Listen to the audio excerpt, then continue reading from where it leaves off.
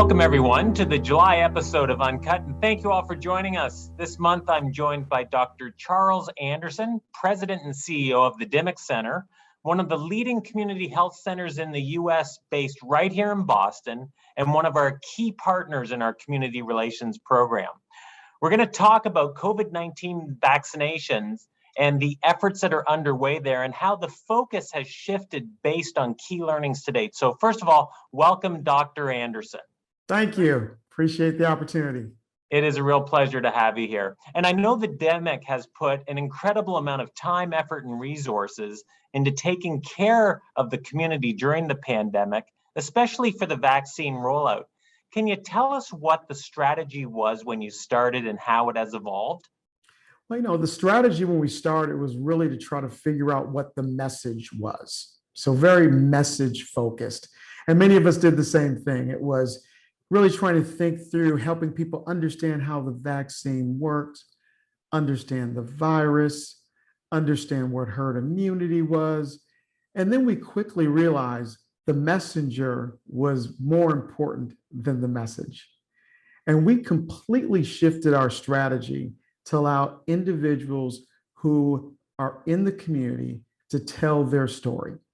And their story oftentimes didn't include any of the pieces of the message that we thought it would include, but it included really valuable pieces that allowed their neighbor to feel comfortable that there was a process in place to allow them to safely and efficiently be vaccinated. Wow, that's a great insight. And as you take that insight from the vaccine perspective, how can that be applied in the future to affect change in overall equitable care? Well, when we really unpack it, when we talk about the difference between the message and the messenger, what I described hopefully illustrates that a trusted messenger is really critical. So if you peel this back and say, what did we learn? We actually learned something that we've known for decades and it's been written about countless times, that trust is a critical part of delivering healthcare, especially in communities that are traditionally underserved. It's that trust piece that quite honestly allows someone to feel confident, not only in a vaccine, but to be confident in their doctor and their healthcare system.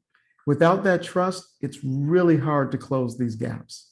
Now, you're talking to a group of people that like to take action. What could we do as individuals to progress this work, to partner with you? Well, I'm a firm believer in the fact that the more we listen, the more we learn, the more we learn, the more we grow, the more we grow, the better we are. So what does that mean? Where we start is listening. So the more we can get people to engage with us and others across the country that are side by side with individuals who we're trying to develop solutions together with for many of these challenges, the more we do that sort of work, the more we get people involved on the front lines with us, not necessarily to bring an answer, but to start to understand the pieces that are important to partnering and building solutions. So it starts with listening. So I'd really encourage that everyone has the opportunity, not just to pay attention to what's in the media, but find that way to get involved on the front lines, to really see and understand and listen, and then be prepared to partner with organizations like ours to really drive and build solutions with measurable impact. Are there opportunities at the Dimmock for our employees to volunteer for? There are. Just over the next couple months, for example, we have several events where we're looking for hundreds of volunteers. We do an amazing event in the community called the Road to Wellness, for example, which we have people training every Saturday. And the theme this year is mental toughness, which is, I think, incredibly appropriate for this year.